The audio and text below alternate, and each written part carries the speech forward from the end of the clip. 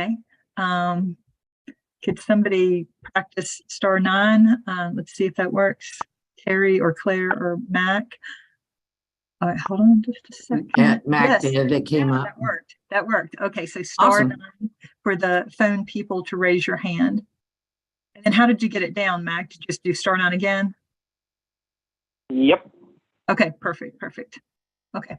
All right. So welcome everyone to the ad hoc West Virginia Democratic Party ad hoc Rules and Bylaws committee meeting. This is not an official meeting in terms of any business or anything. What this committee has been meeting multiple times over the last several months for several hours, and we have submitted bylaw amendments to the state bylaws, and those are up for adoption by the state executive committee this Saturday. This is just an informational session. This should not be considered in any way debate on the issue or anything like that, but we do want to make sure that people have all the information that they need. I think Katie dropped into the chat a link to the bylaws that proposed bylaws that went out. Anything in red is inserts, anything strike through is obviously strike through.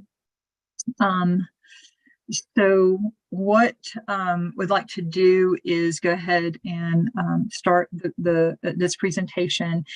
It's going to be kind of long, but we'll move through it as quickly as possible. If at all possible, I think it'd be good to save your questions, unless it's like something you absolutely need to know, like right that second. I think it'd be good to save your questions till the end, and then we'll go through and answer as many questions as we can. All right, let me see if I can share my screen.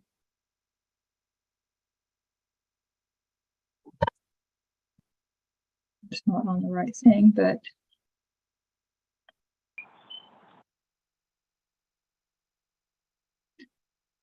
all right.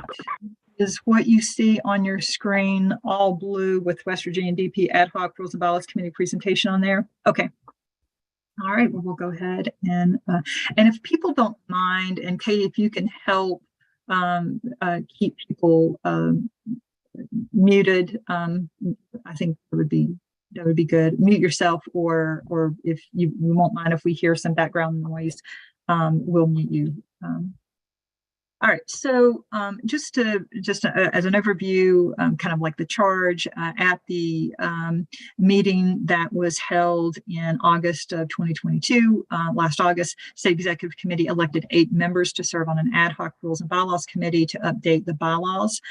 The committee has met several times over the last few months and is recommending the amendments that were sent out and also in a chat for adoption by the executive committee. We invite you to refer to those documents throughout the presentation.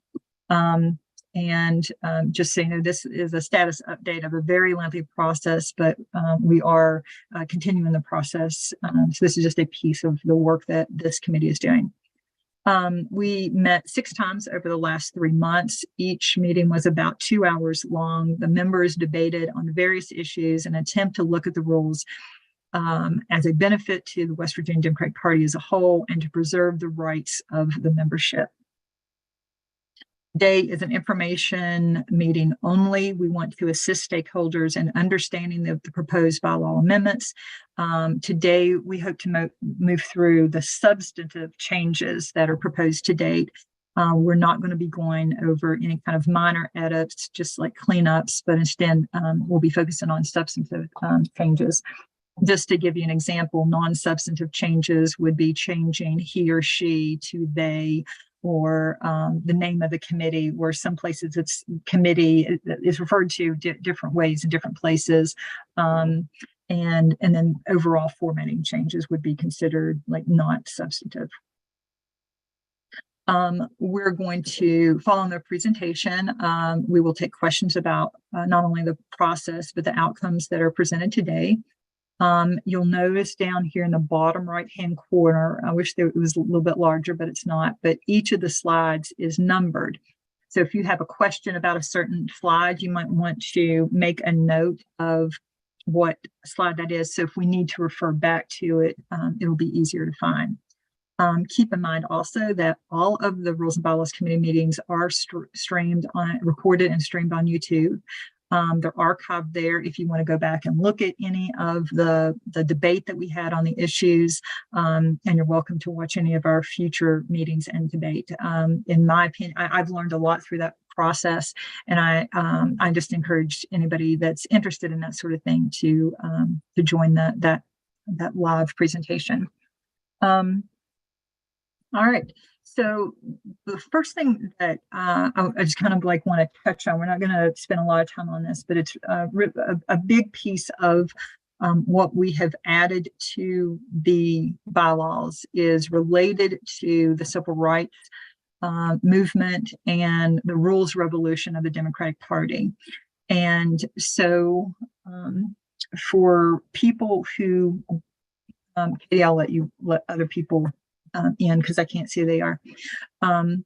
The history of the Democratic Party, especially in terms of changing the party from a closed party to an open party, really happened. It was through the 1960s and the early 70s, but a significant catalyst for that change was the 1964 Democratic Convention. And so many of you may be familiar with the Mississippi Democratic Freedom Party, SNCC, Freedom Summer, that sort of thing. Fannie Lou Hamer, all of that was sort of coming together in the early 1960s. And what happened was that the Mississippi Democratic Party refused to allow people of diversity to participate in their party, specifically Black people, but also women, youth, Asians, Native Americans, Latin Americans. So if you were not white male, it was very, very hard for you to be able to participate in the party on any level whatsoever. And so the delegates to the National Convention were all white. And so the Dr. Martin Luther King and Fannie Lou Hamer, Dr. Aaron Henry, they all were working to create a delegation to the National Convention that was open and inclusive. So they did an open process to get people to be delegates to the National Convention. And so when it was time to go to the convention, which was held in Atlantic City that year, they challenged the delegation, the all-white delegation from Mississippi. And so at that credentials hearing, Dr. King spoke, but also Fannie Lou Hamer spoke. And Fannie Lou Hamer was a sharecropper who had tried to register to vote and was arrested, and along with other people, arrested and beaten, mercilessly, just because she was attempting to vote, attempting to register to vote. She was a sharecropper. When she got home, she was kicked off of the land, the only home that she knew. She was kicked out, her and her husband, because she registered. She wanted to register to vote. Hold on just a second. Hey, Katie, try to keep an eye on the chat on the participants as they were coming in, please. So anyway, at this credentials hearing, she spoke about that. And while the Mississippi Freedom Delegation was not seated, what did happen is that National Convention passed a resolution basically requiring that future delegations be open and inclusive, and that people that there's an open party at all levels. And they created the Equal Rights Commission, which then created what they called the 6 basic elements of an open party. And in 1968, the DNC passed those 6 basic elements as policy and required that those 6 elements are included in the party rules for all parties. So we do not have those in our in our rules. We used to, but they were taken out back in, I think it was like 2007, and then some more, I think, around in 2012. So one of the things coming from that history, we want to honor that history. We want to be an open party, and obviously we want to follow, the national policy as well. So the new Article 1 for the bylaws is a full new article, and it's the 6 basic elements, and then therefore what was Article 1 is now Article 2, and there are amendments to it. But just so you know, this brand new article that is in here causes all the other articles to move down one. So again, this new article is the 6 basic elements of an open party. These are the elements. I'll just go over them briefly. All public meetings at all levels should be open to all members of the Democratic Party, regardless of status, and all these race, sex, age, color, creed, sexual orientation, on throughout economic status, disability, all of that, those status, there is that the party is open regardless of the status of people.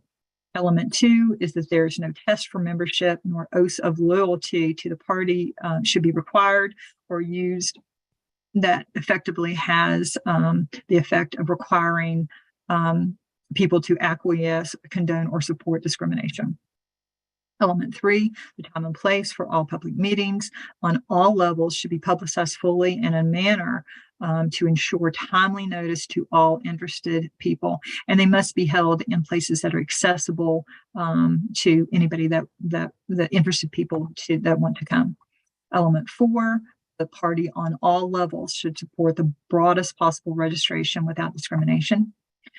Element 5 and 6 are similar, but I want to take just a moment to clarify the difference. That the party should publicize fully in a manner as to assure notice to all interested parties a full description of the legal and practical procedures for selection of Democratic Party officers and representatives on all levels. So think about that in terms of we have a lot of elections coming up at the State Executive Committee this weekend. What are the legal and practical procedures for selection? How does that happen? So you'll notice that if you got a copy of the notice was very, very specific. It had a lot of information. It in there about when the election was going to be and how election was going to be. There was a lot of information in there, so that covered. And then that level of detail for legal and practical procedures for selection should happen again at all levels. Element 6 is that the party should publicize fully in a manner to ensure notice to all interested parties a complete description of the legal and practical qualifications. So what are the qualifications for all positions? And again, at all levels. So those are the 6 basic elements. And then that's new Article 1, or proposed new Article 1. Article 2 is that old Article 1 is now Article 2, and it's retitled General Provisions. This is a section that includes rules that all committees, Democratic organizations, caucuses, everybody is required to follow. And this section also further clarifies effective notice and includes general provisions from other articles such as the unit rule, equal division, and open meetings. In terms of clarification of effective notice, it provides for, obviously, we know the effective notices that have been in there for a while, but there are some instances where the 14 or the 30-day requirement cannot be followed. An example of that are district delegate committees. State law has very specific timelines that they must follow. And so it just adds a clarification in there that unless otherwise, in state law or in these bylaws, the effective notice would be followed. It also clarifies that a confirmed email address can be used for meeting notices. However, it does specify that in terms of the organizational meeting, they must be sent through the regular mail and a confirmed email if one is available. The 2 things that were moved from Article 4 over to the general provisions is the open meeting and unit rule.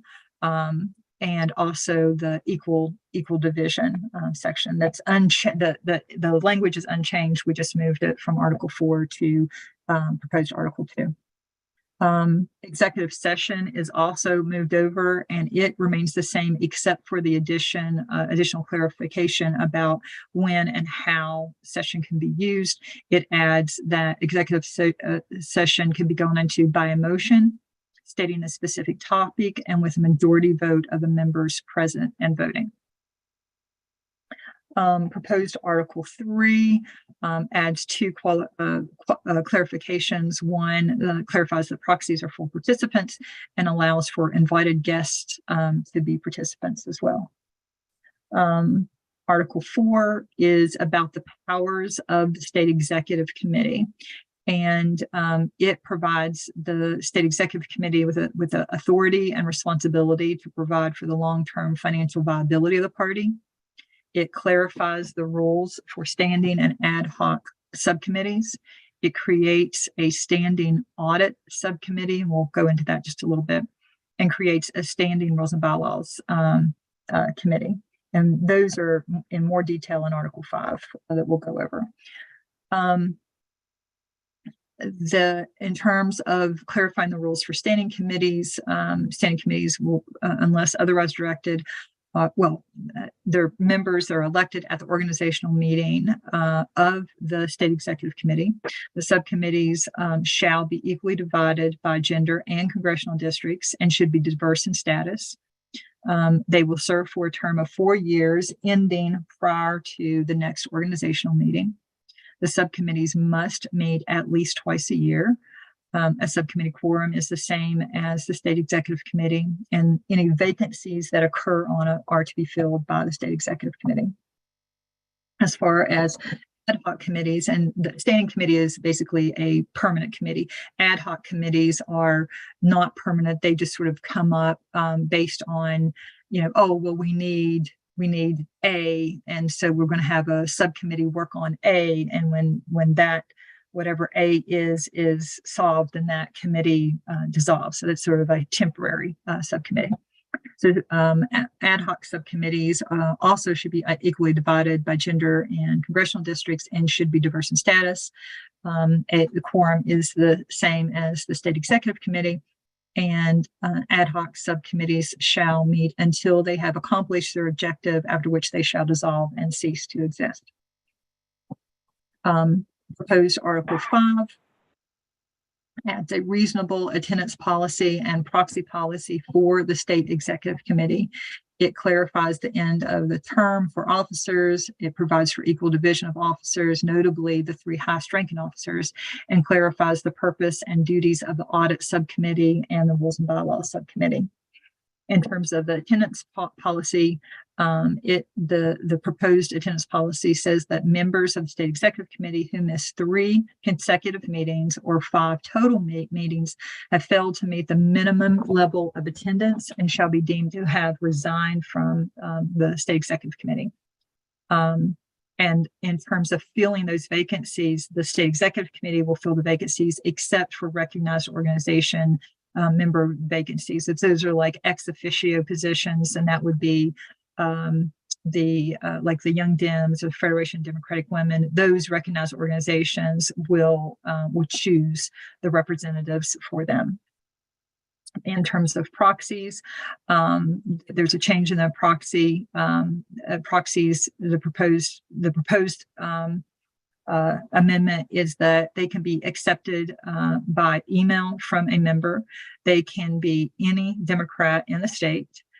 They must be available for review by members and the public at the beginning of a meeting. One person can hold 1 proxy, and proxies will count towards a quorum, but will not count for attendance. In terms of the organizational meeting, it clarifies that effective notice must occur, and the notice must be provided by sending the notice through the U.S. mail and a confirmed email if one is available. In terms of officer term limits, it adds that the term is until 1 day before the new term's organizational meeting or until June 30th of the year of election of a new committee, whichever comes first. Equal division of officers. The officers shall be equally divided related to gender with a difference of no more than one. However, the first and second vice chair of the State Executive Committee shall be of different genders. The audit subcommittee for the State Executive Committee members, there was a motion and a discussion at the State Executive, the organizational meeting last June. I think it was June 18th. And one of the things that people wanted to do was to have an audit or an audit committee. And so this, and there was, I can't remember all the details, but anyway, there was something, there's been work on that. However, in terms of the bylaws, this is put in as a standing committee. So the State Executive Committee will always have that. So the audit committee will be responsible for helping to maintain the overall integrity, financial credibility, and long-term viability of the party. And it will assist the State Executive Committee in its financial duties and report to the State Executive Committee at all regular meetings and as requested. There's a lot of detail in here, and I don't want to spend a whole lot of time on it unless people have questions. But basically, it will consist of 5 members to be elected, 2 from each congressional district and 1 at large. It is encouraged that the members be financially literate or have training or expertise in management or finance. However, if none of the elected members has finance or management training, the chair will recommend a Democrat within the state with financial training and expertise as a non-voting member, and that member would be ratified by the Executive Committee. No member can have any conflict of interest, and then the chair and the secretary of the audit committee will be elected by that committee from their elected members. And so this is the duties: maintain integrity of the reporting, the financial transactions, develop and recommending financial policies. They will select and appoint a CPA to review the financial accounts, internal controls, and statements. They will arrange for, and we talked about audits before, but there's actually kind of 3 levels of audit: the compilation, a review, and an audit. So based on the year, there will be at least an annual compilation, unless there had been a review or an audit, which are higher levels being conducted the same year. There will be a review every 3rd year, and there will be a compilation or audit when deemed necessary by the audit subcommittee. The committee will pre-approve all audits and any of those fees. They will discuss with the CPA any issues or problems, and they will review the party's internal system of financial controls. They will review with the treasurer or other relevant officers the financial reporting and standards and principles, and they will review with the CPA the qualifications and performance of the party's finance personnel. They will review annually any formal written report from the CPA. They will maintain minutes of their meetings and conduct any other activities as may be requested. They'll meet 4 times a year and at least annually with the CPA. And you'll notice in bold, if the audit committee becomes aware of any financial improprieties or malfeasance, it shall promptly notify the State Executive Committee and take appropriate action as necessary, such as putting together or initiating a compilation review, audit, or any other special procedures. I think it's worth noting that our treasurer, Nick Casey, worked with us real closely on apparently he is a CPA, as well as he is on a lot of audit subcommittees. He sent us a lot of information about basically the standard for audit subcommittees, and came to our meeting, helped us work through the wording for this. So and he'll probably be speaking to this on Saturday. And if you have any questions, I'll answer what I can, and the other committee members as well. But he certainly is the main person to help us that worked on this subcommittee work. The other subcommittee details are the Rules and Bylaws Subcommittee. The purpose is to review and draft recommended rules and bylaws. The members shall consist of 8 elected by the State Executive Committee. The chair and secretary will be elected by the committee members. Because we just elected new members to the ad hoc committee for this term, the current ad hoc committee will basically be the Rules and Bylaws Committee for this term. The duties are to review and draft rules and bylaws, recommend rules and bylaws, make sure that we are in compliance with charter and bylaws, report on the activities at each regular meeting or as needed, and maintain a record of its activities, attendance, that sort of thing. And whenever there is a vacancy, inform the chair, and the State Executive Committee will be responsible for filling vacancies. Proposed Article 6 clarifies the offices for county committees, which includes a minimum number of offices required by the state code. However, it also provides that counties can have additional offices through adopting bylaws that do not conflict with the party rules. Also, a special note that the county office rule would not go into effect until 2026. So no change, that there would be no need to change anything right now. So in terms of offices, county committees shall elect the following officers: chair, secretary, and treasurer. And just an aside, those are the ones that are required by state code. In the event that the chair is not present, the secretary shall serve as the chair pro tem, or as the interim chair if the office of chair is vacant. And in addition, county committees may choose to elect a parliamentarian. All offices shall be equally divided related to gender. And again, the bylaws in this paragraph that will go into effect at the start of the new term in 2026. In terms of county bylaws, county committees may adopt and amend bylaws in accordance with these bylaws, which basically means that it has to have 30-day notice to members. They cannot be in conflict with the charter, DNC bylaws, West Virginia bylaws, or state code.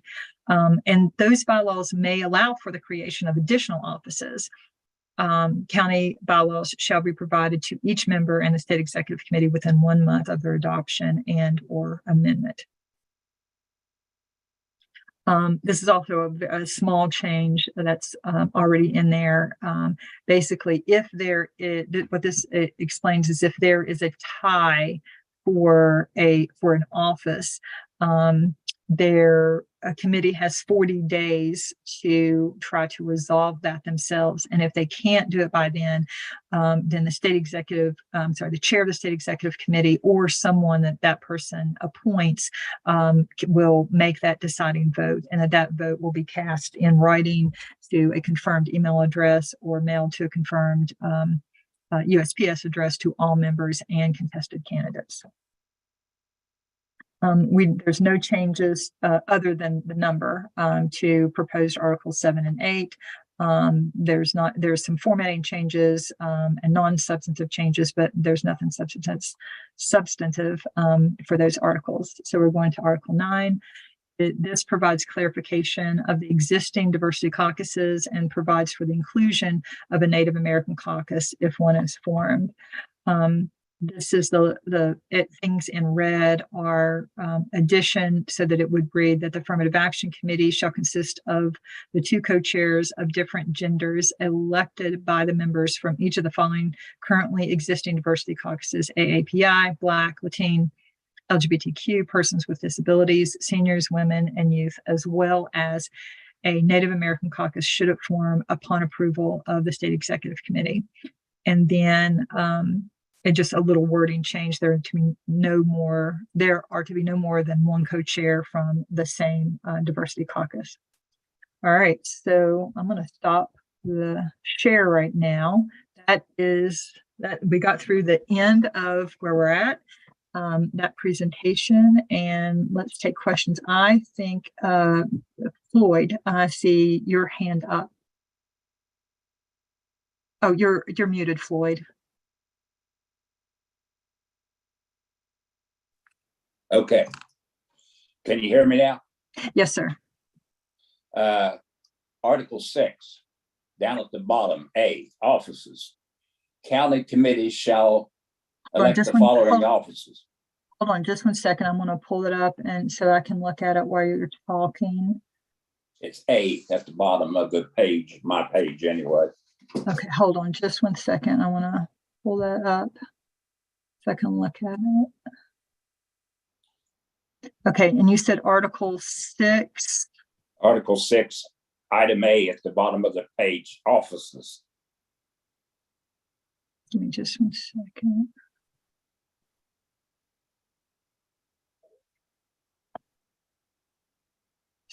Six.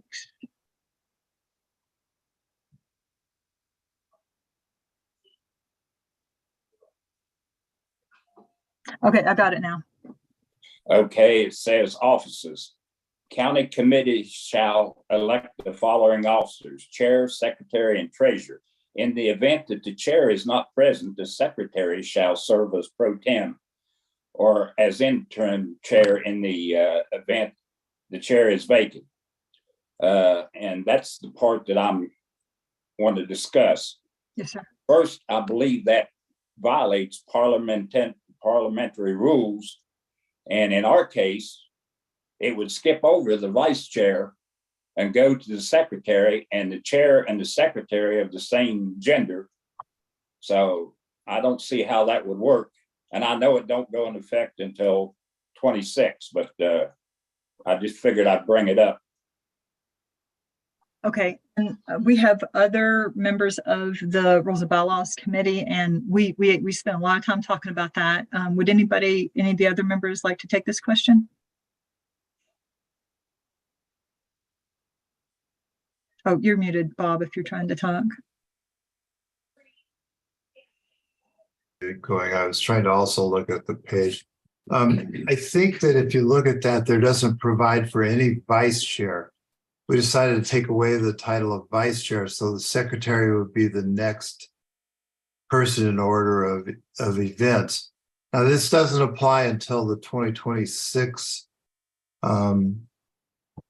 term for all county chairs, and county chairs can change that if they have their own bylaws and want to create those positions.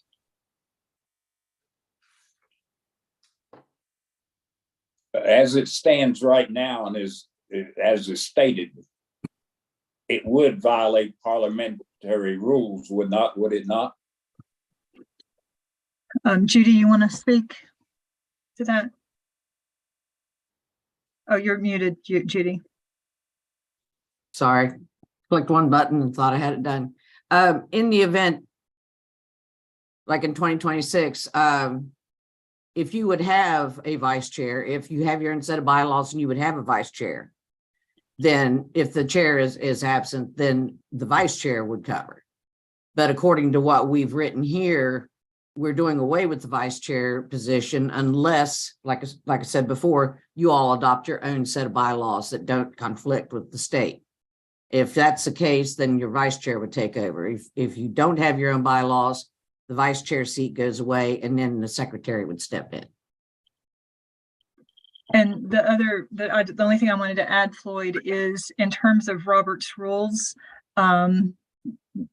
that's a standard thing, is for if the chair isn't there and there's no vice chair, then the secretary immediately holds, they are considered the highest ranking officer. And what they do is they immediately call for the run election for a chair pro tem. So then they have that election. However, what we put in there, that would happen anyway under Robert's rules. What we put in there is that you wouldn't have to do that election. Your secretary would just automatically be your chair pro tem. So basically your secretary in some ways would, for all intents and purposes, be your vice chair, act as the vice chair in a sense. Even if she's the same gender? as the Yes. chair? Yes, because all your officers are going to be equally divided. So instead of what it was is your chair, you had a chair and a vice chair, and they had to be of different genders. We took away the vice chair and said that all of those officers have to be equally divided. And that would be secretary or chair, secretary, and treasurer, And maybe a parliamentarian. and maybe a parliamentarian. So the chair and the secretary can be of the same gender Yes, and operate the meeting. yes. All right. Yeah. Does that help you? Okay. All right. Dorothy.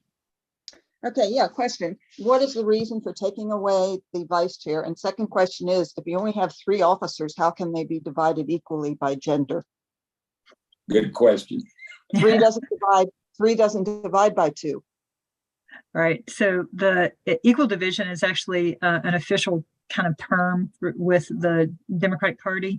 And basically what it says is that equal division is a same number of males and females with a difference of no more than 1. So 3 is, if you have 2 males and 1 female, or 2 females and 1 male, that means that's equal division. So that's how you get that. Okay, and then the other question, why are you eliminating the vice chair position? Yeah, very, very good question. And again, to be really clear, people can have that. If counties want that, they absolutely can have, they just need to adopt bylaws that put that office in there. So we're not trying to, keep any county that wants to have a vice chair from having a vice chair. It's in there. But what one of the issues that have come up, and I think other people can speak to this as well, we had a really long conversation about this, is that some counties really struggle to find people to serve. And so by having a minimum number of officers, and the minimum that the state code requires, and really the same with Robert's rules, is the chair and secretary and a treasurer if you handle money, and all county committees should handle some level of money. So one, it takes pressure off of county committees to have to find somebody that would serve, especially if they're struggling with that. But still give the flexibility of counties who want to have a first or second or even a third vice chair, that they can still have that. The other thing is that we began to be aware that if a chair resigns, and there's no immediate succession, the way our bylaws are written, the vice chair doesn't automatically become the chair. And the rules were your chair and your vice chair have to be different genders. And so if a chair resigns and the vice chair is of one gender and doesn't want to run for chair, then that forces your chair to be of a different gender than them. And it limits the number of people who can then run for chair. And that has the potential to create some dissatisfaction in a committee who wanted to elect one person as opposed to another, and that sort of thing.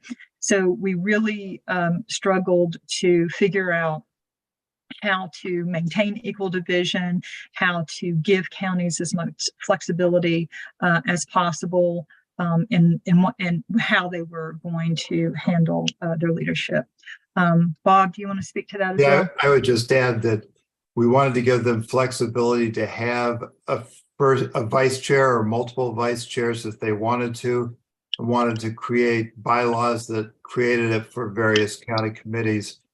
But of course, those would still have to be, all the officers would have to be equally divided, but not necessarily the first vice chair and the chair of different genders, but it would be all officers equally divided. And we realize there's a potential for abuse there, and that it could become a male-dominated committee that way. But we think that won't happen, and we're hoping that it doesn't have to be looked at again. Or it could be female dominated, but Or that it could was, be female that was dominated. one of our other I- concerns as well. That's true. It could be female dominated. But the history has been male domination. If it isn't broke, why fix it? Well, it kind of was broke. What kind of was broke, yeah. It kind of was broke. Yeah. All right, Ms. Daniels. So if you do not have all the required officers, are you supposed to fold your committee? No, of course not. What I think what the expectation would be is that you post, if you have a vacancy, you post that each time that you have a meeting, and that the officers that you do have and the members do active outreach to find people to run for and fill those positions. But no, we don't want any committees folding. We want to build committees. Right. And if you only have 2 Democrats in your county, you're in big trouble anyway. Well, I think West Virginia's in big trouble, We're but in big trouble. I agree. but nobody wants to be secretary, and I'm the chair, and the vice chair is moving away, and not having a secretary is extremely difficult. I mean, basically, I'm supposed to be the chair and the secretary. What means I county don't are have you any in, Claire? Roan. Do you hear that? Yeah. Yes, Roan. Yeah. Yeah. Yeah, I that, know. Yeah, I was really hoping we could work to build up Clay and Calhoun. I think are kind of non-existent, but I don't think that's going to happen at this point. I know a few people in Clay, Amanda Shelton and Keith Lottie. They did have a committee a few years ago. Yeah, well, I know Keith. Well, anyway, back to the other problem we have is that there's a lot of people that feel that they can't both be the secretary and participate in the meeting. And I say, yeah, me too. Especially if I'm running the meeting and trying to be a secretary. But yeah, anyway. Well, the secretary can certainly participate. The chair can participate too. I think that it's not, required by any means, but it's sort of a good practice if chairs, are the facilitator of everybody else participating and not necessarily come across as being, pushing one side or the other. But there's not, as long as the chair is an elected member, like a full member, then they can vote and have, speak to motions and things like that as well. There are sometimes you can be a chair that is like you're not on the committee and you elect that chair. In that case, that person should only vote if there is a tie, and they can either vote to create a tie or to break a tie. Yeah, well, that's what I just naturally do. But no, what I'm saying is participation. If you're trying to take notes, it's hard to do anything else. I mean, it wouldn't be if we had different skills. But for us, it's hard. We are not a diverse group. We are an old group. I'm the youngest, and I think I'm going to be 68 or something in fall. So anyway. Well, thank you all for doing what you're doing, and we definitely need to, as a party, work to support you all in what you're doing, and to do as much outreach as we can to help you build your party. But thank you for doing that. Well, supposedly there's a Young Democrats of West Virginia, and we've been trying to contact them to see if they can help us link up to young people. Okay, put your email in the chat if you don't mind. And Katie, would you care to get Ms. Daniels hooked up with Jacob Havley. He is the chair or president of the Young Dems in West Virginia, and maybe we could just do a little connection. I'm not sure if there's a Young Dems chapter in your county or around your county, but maybe anyway, it'd be good to just be able to check with him. But I don't know how to put my email in. 'Cause I'm on my phone. Oh, okay. But did you register with you probably registered with your email, didn't you? Katie, can you check to see if you have Ms. Daniels' email and connect her with Jacob Havley, please?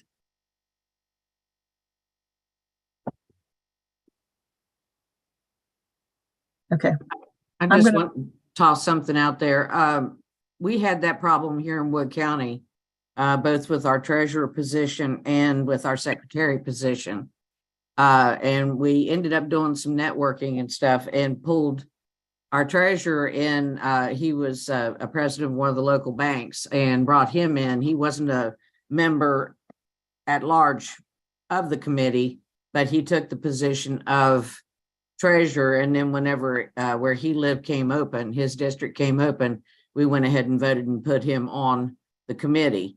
And the same thing happened with our secretary. We didn't have anybody in the committee that wanted to do it, but we had a woman that came and participated, to the meetings.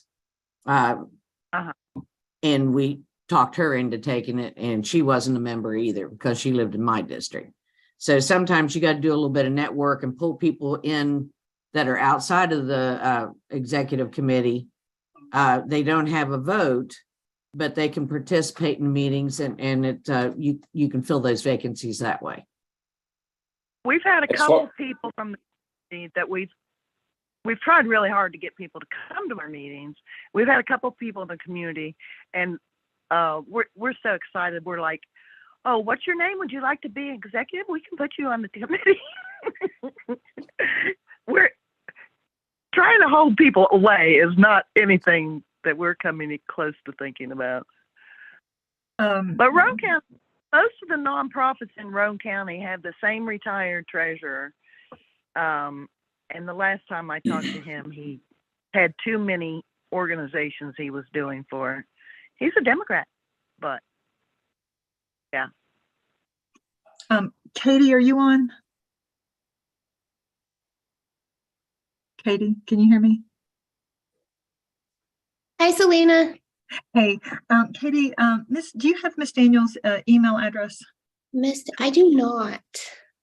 When she registered, did it come through the registration? Maybe. That would be smart to check that. I think she did, and if not, she's with Roane County. Could you connect her up with Jacob Havley, do an introduction? She's interested in getting more people involved in her county committee, especially young people. For sure. Okay, thank you so much. And I will absolutely add to my calendar, for sure. Great, thank you. And Claire, thank you so much. Any other questions about the bylaws? I might state that we have the same problem in Mason County that they've got in Roane. Our secretary is a young lady, and she's usually not at the meetings. My wife, who's not a member of the committee, serves most of the time. The last 2 or 3 times we've met, she served as secretary. So that's why, moving somebody in to run the meeting who's not a member of the committee, we've been through all that, I understand. But that's why I was concerned about that. Thank you. Yeah. Selena? Yes, ma'am. Terry Roderball here from Nicholas County. Hey, Terry. Could we also get in touch with the person that is over the Young Dems? Could you all get us in touch with them as well? That's Yes, Jacob Havley. Jacob Havley. Katie, did you hear that? Yeah, I think it's Jacob Hively. It is. Yeah, he's with Young Dems. Really nice guy. Can you Yeah. send me his Not sure how email active address? he is. But yeah, for sure. I can give you his contact. That'd be great. I'm wondering, I don't want to insert myself into County Chairs Association, but that might be a nice thing for the County Chairs Association to do, to invite Jacob and ask him, how Young Dems and County Chairs can work together. we'd love to have him at when we had our meeting, or we had a dinner meeting last 2 weeks ago, and we had 92 folks that showed up, and we'd love, of course, Mike Pushkin and Katie was there, as well as Ryan Frankenberry. So fun. Yes, we had a great turnout, and it was a great time, and we'd love to have, we're planning on trying to get a picnic going this summer. Oh, nice. I want to come. Okay. And we'd love to have you and whoever else wants to come. And we'd love to, we need young people. That's the problem that we're having right now, is getting young folks involved. And Terry, yes. I don't know if I've told you about our internship program that we've implemented and we're starting. So we have reached out to so many new young people across the entire state, and they've been involved these past couple of weeks, and we're just like getting it off the ground. But I honestly wouldn't rely on the young Dems, just being blunt, not wasting time. Just don't rely on the young Dems. It's not been a thing. But to get young people involved, I think myself, Frankenberry, Corey Roman have really got this program started to involve young people. It's very cool. I did read something about that, and Yeah, I was in the Young Dems many years ago, and I was a state secretary. So it's not like it used to be, I guess. But It's hard to get young people to get involved. yes, it is for sure. We had a fella by the name of his last name was White, and we tried to he was up at WVU, and we tried to get in contact with him, but we never did hear from him. So if you could help me out with that, that would be Mr. awesome. White? I can search the records for sure and look into it. Yeah. Okay. Yeah, and we're planning on being Pam and myself and Libby Beckett we're going to be down Saturday, so I'm sure we'll run into you. Yes. Oh, wonderful.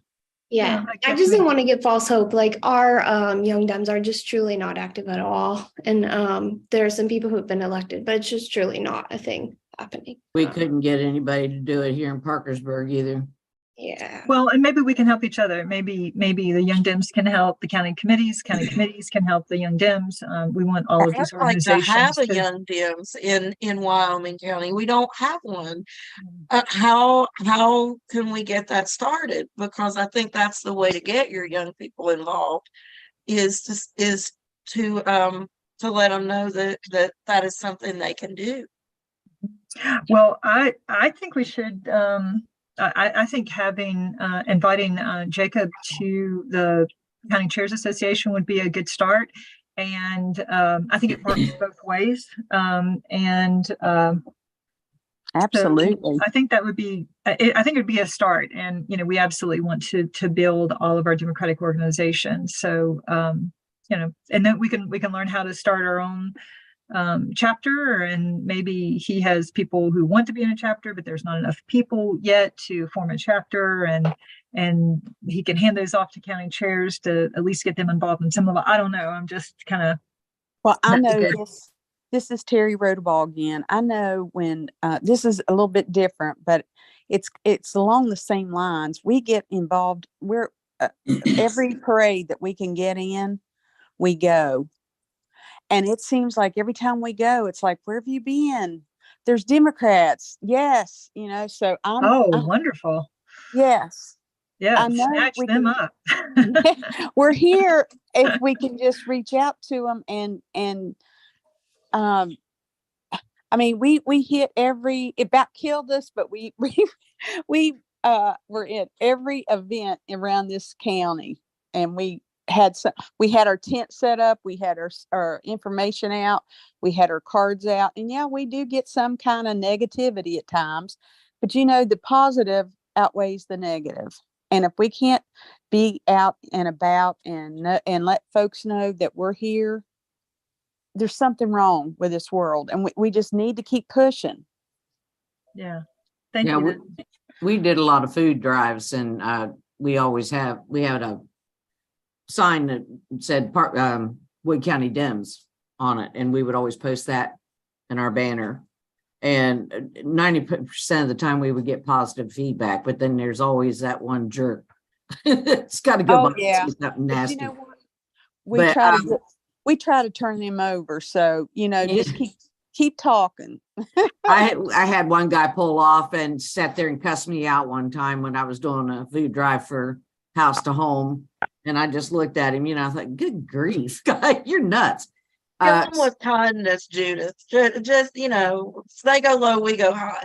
Yeah, that's it. I just didn't say anything to him at all. I just looked at him. Selena, I put Jacob's email address in your chat, and I have his phone number too. I don't think that's his current email address. Okay, that's the one he gave me last summer. Yeah, I think he was working for the state party at that time. I don't think he's working there now, so I don't think that's the correct address. But I have his phone number too, though. Okay. What's his name again? Jacob Lively. Okay, thank you. You know, unfortunately, 60% of all the votes cast, I believe, in the last elections were cast by people 60 and over. That means that the other 40% was those from 18 to 60. We should work on getting the young people involved, but we can't ignore the dog and work on the tail, metaphorically speaking. And that's what we're sort of doing here. We need to find out why that 60% or why a lot of the voters left the party. They will tell you that they didn't leave the party left them. Only 30% of the Democrats in Wood County voted last time. Yeah. I mean, the numbers are ridiculous. We got to get people out to vote. That's why we're losing, but that's true. All right, so I have a hand up, and this is a number. And I'm sorry, I think you were here and came back. Who is that? That's the hand up? It's me, Selena. I thought it was you. I just didn't want to make sure. Hey, Mac. So I wanted to make a few points just in light of all this conversation. These bylaw changes are not the first that this group's going to recommend, and they won't be the last. This is a multi-step process. The next step is we're going to work on creating supporting committees to help with outreach, to help with fundraising, to help get our county committees on the ground and working at above 100% strength. This is the needs that we felt had to be addressed in the first 3 months. This was our first step, but this was a process. So I don't want the people who are participating here to think that this is not this is what we're going to come back with, and that's all that there's going to be for the next 4 years. This is step one in a multi-step process.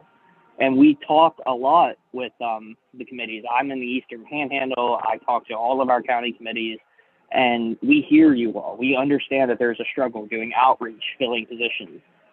That is what comes after this step. This is the first step on that road. We hear you. I want you to know we hear you, and I want you to know that we're going to begin addressing and, more importantly, supporting you and instituting rules, regulations, procedures that not only help us reach our goal of increasing outreach, increasing registration, increasing voting opportunities for people, but also don't get in the way of you all accomplishing your unique objectives as committees, because the counties in this state are so varied.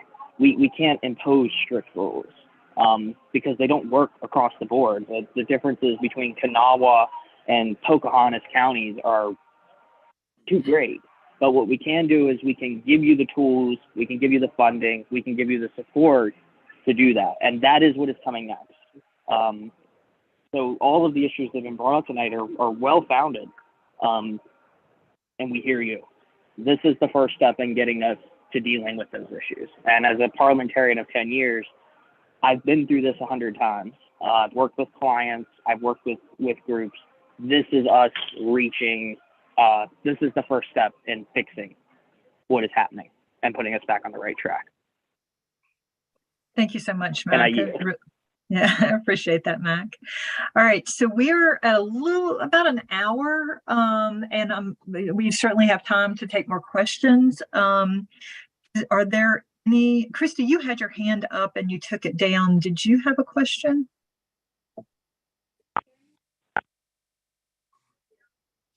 Christy Cardwell? You're muted. It was already answered. Okay. It was already answered. I wanted to know what we could do to go ahead and start a Young Democrats Oh, and okay. to get us in touch with Jacob. Okay. All right. Awesome. And are you going to be at the meeting on Saturday? Are you going to go down to Charleston? Yes, I am. Well, hopefully Jacob lives in Kanawha County, I believe. So maybe we could just people could hook up with him some there, off to the side. Okay, so but let's get back to bylaws questions. Are there any other questions that people might have related to the proposed bylaws?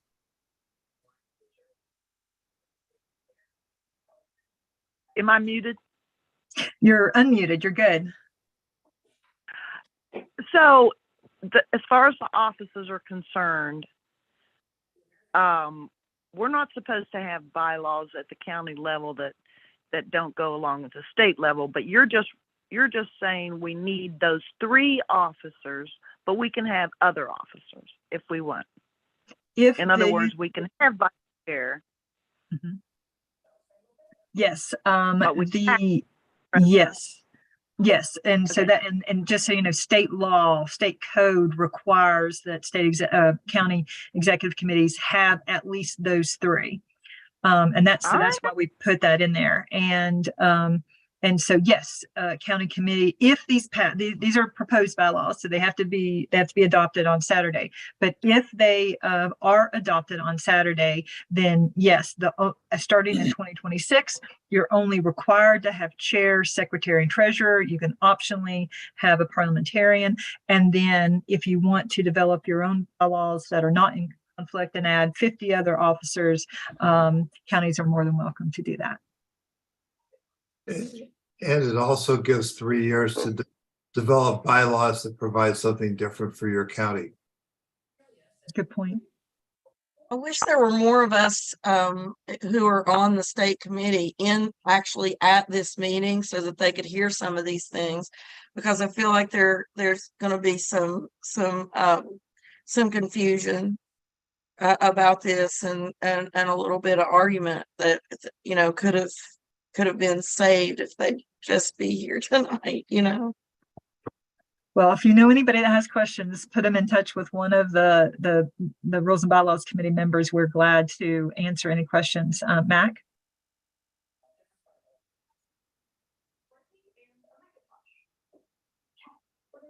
Mac, you're unmuted and you have your hand up. Oh, I had just I'll let it go. My apologies. Oh, you're fine. If you want to come back on, just say so. I'm going to lower your hand though.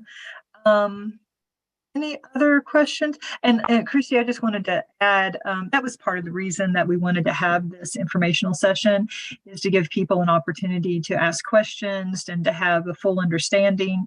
And it's going to be I have a feeling we're going to have a long meeting on Saturday, and there's going to be people who need to travel. And so the more, opportunity that we can, answer questions, make sure that people understand and clarify things, the better. So it's, who knows what will happen on Saturday, but we did feel we wanted to do our due diligence to, give people an opportunity to ask questions. Any other comments or questions before we wrap up? I had a lady express a concern to me on the missing 3 meetings. Mm-hmm. If you're a handicapped individual and you miss 3 meetings and you're kicked off, that could be considered discrimination against the handicapped. That was her statement. I understand the need to have people show up. So, but that was a concern that might need to be looked at anyway. Yeah, and I'll just, and other people can speak to this, Deb McCarthy. Well, I'm just going to throw this out to Deb because you don't have to mention names or anything, but you want to kind of share some of the reasons that we have a tenant that we're proposing an attendance policy? Well, in Mercer, not naming any names, but we have had a member who's been on the committee for years and attends less than 50% of the meetings. She was on the State Democratic Executive Committee also and never attended a meeting. So I ran for the state just to fill a seat with a person who would participate, have an opinion, and be there to vote, because I think when you're elected to a position, you have an obligation to show up and do the duty you agreed to do. So we have had a massive problem with non-attendance in Mercer County, and we're in the process of fixing all that with kind of diplomatically encouraging people to maybe resign if they can't make meetings and finding other people who will show up. So we felt on the bylaws committee, there needs to be some kind of guideline. There need to be guidelines for attendance so that we have backup and a process to go through to encourage people to either show up and participate or leave, make room for someone else who will come on board and do that. So it was a long conversation that we had in this bylaws committee. And believe me, every one of these articles has been gone through with a fine-tooth comb, and we have parsed it upside down, right side up, sideways, and backwards to make sure that we are saying what we mean and mean what we say when these bylaws are proposed. So ask all the questions, because we need to go through that process. But believe me, we have gone through the process of painstakingly looking at every article from every aspect and deciding what is best for running our committees and running this party. Yeah, and there was also an issue too where people would run for office and then never show up. Yep. There were several people that did that. Yep.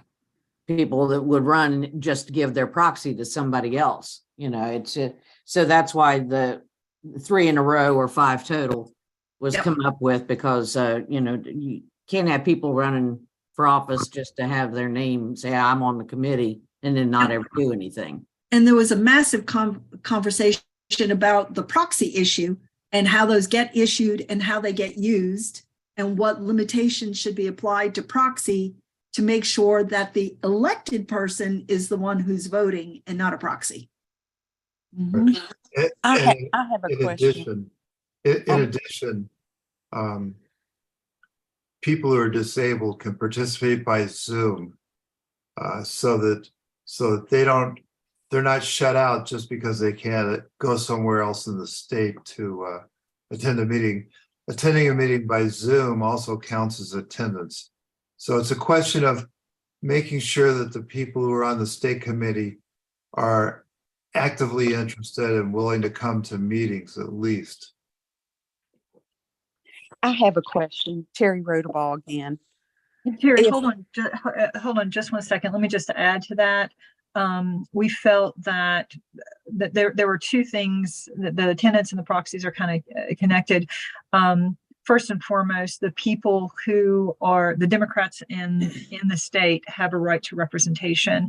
And so it didn't just happen in Mercer County. There are other counties where people will put their name on the ballot. They have name recognition. They get elected. They never come to a meeting, or they choose somebody to give their proxy to. But more than likely, they just don't come to. So the people for that district are not being represented. And so first and foremost, we want to make sure that that people have representation. And it's completely understandable that sometimes people have to miss. And so we wanted to we wanted to have a reasonable attendance policy. We don't want anybody to get removed for lack of attendance, but 3 people, 3 in a row, or a total of 5, that is, that's getting pretty significant amount of, not having representation for their constituency. And we wanted to balance that out to make sure that people had really good representation, even if they couldn't be there, by saying that a proxy could be from anybody in the state. not just limited to their Senate district, because one of my closest friends and allies that we think very, very closely alike, after they gerrymandered my county, he's in Senate District 9 and I'm in Senate District 10. So even though we don't live very far apart, I could not make him my proxy, even though I completely trust him to to vote the way I would want him to vote it if I made him proxy. So this way, people can choose the person that would, surely to God, there's one other Democrat in the state that person really trusts to be their proxy and to best represent them at the meeting. So we thought that would be fair to have the attendance policy, reasonable attendance policy, matched with a pretty liberal proxy policy. Judy. Tina, Oh yeah. Okay. I just received an email from Rick Staten who says, this opinion was upheld by the state Supreme Court last month. It affirms Judge Tabbitt's ruling in a Wood County Republican committee case where she ruled that a member of an elected party committee is duly elected, the same as a county clerk or any other officer, and cannot be removed from office. I know many bylaws, including Kanawha, have similar provisions, but I think Tabbitt's ruling nullifies all of that. You may be able to remove them via court action or some other form of due process, but I don't think they can be removed automatically. And then he attaches a copy of the opinion, which I haven't had a chance Excellent. to look at yet. Yeah. That So might that may affect that rule then. That may affect what we propose. Yes, Yeah. it very well could. And just so you know, prior to when we had sort of dabbled in talking about this, I made a call to the Secretary of State's office and asked if this is something that we were allowed to do, and was told that there was nothing that they were aware of that would prevent that, there's nothing in party laws that prevent that. But having a court ruling, we certainly need to look at that. Floyd has his hand up. One of my concerns is that I ran to get on this committee, and a majority of the people in my senatorial district put me on the committee. And if we get to the place where we're removing people and appointing people, before long, we're going to have more appointed people on this committee than we have elected people. That's a concern for me. Thank you. Thank you. I'd like to say something as well from Mr. Yes, Dorothy. Sayer. Uh-huh. This is Terry Rodeball. Hold just a second, Terry. I think Dorothy was speaking. Okay. Go ahead, Dorothy. Actually, no, I took my hand down because the question was already answered by somebody else. Okay, I'm so sorry. Terry, go ahead. I agree with Mr. Sayer. And we have the problem of having people that were elected that is on our committee, but they will not show up. And is there and they're older, they're tired, they don't want to be on there. Okay. Is there what's the word I'm looking for? Is there Resign.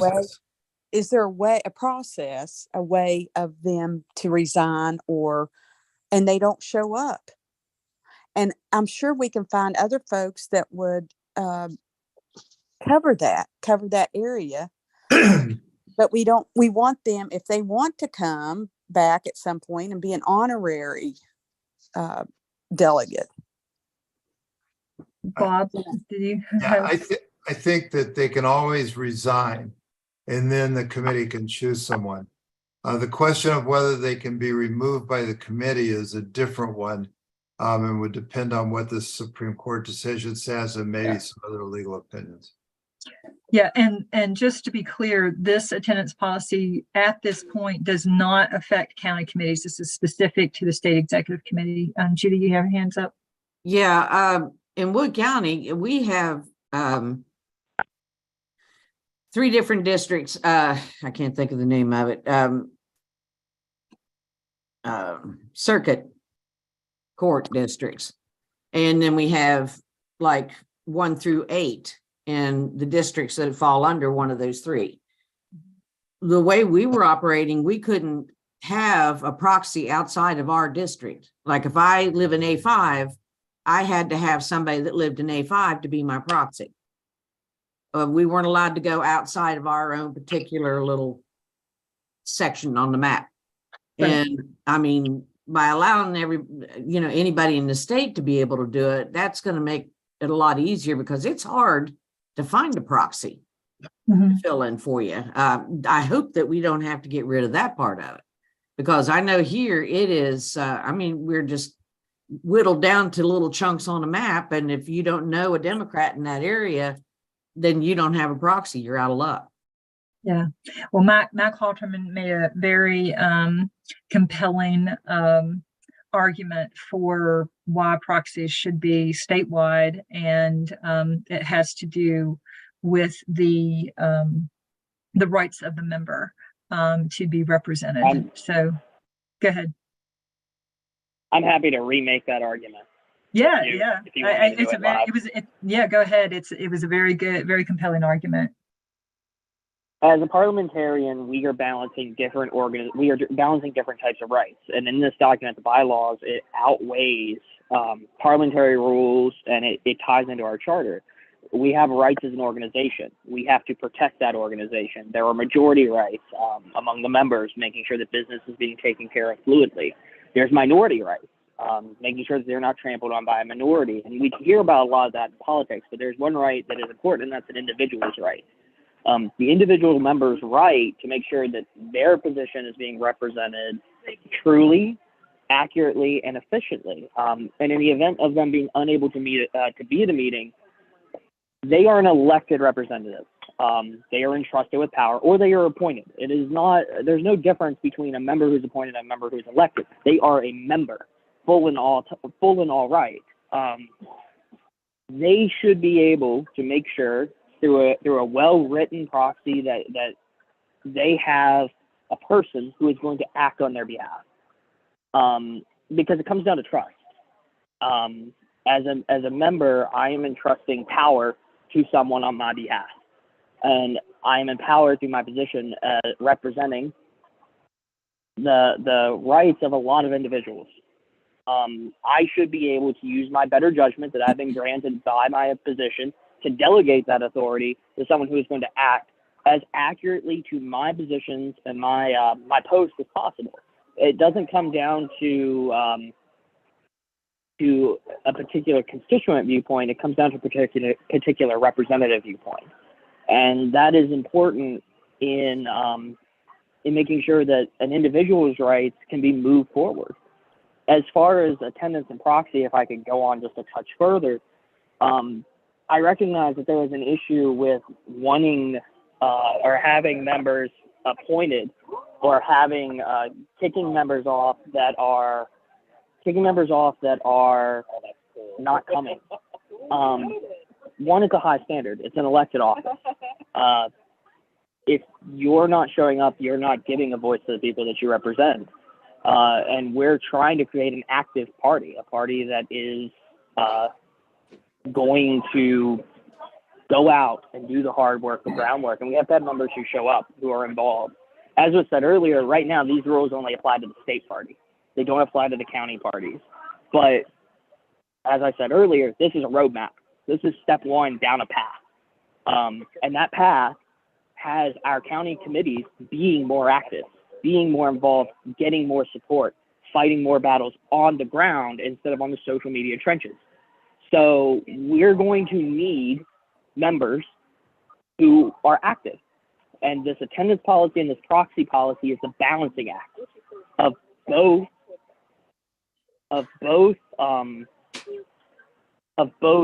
balancing individual rights and protecting the organization and making sure that it's an active and effective organization. That's how they tie together. I yield the floor. Thank you so much. All right, folks, we are at 8 o'clock. I think we've tackled a lot here.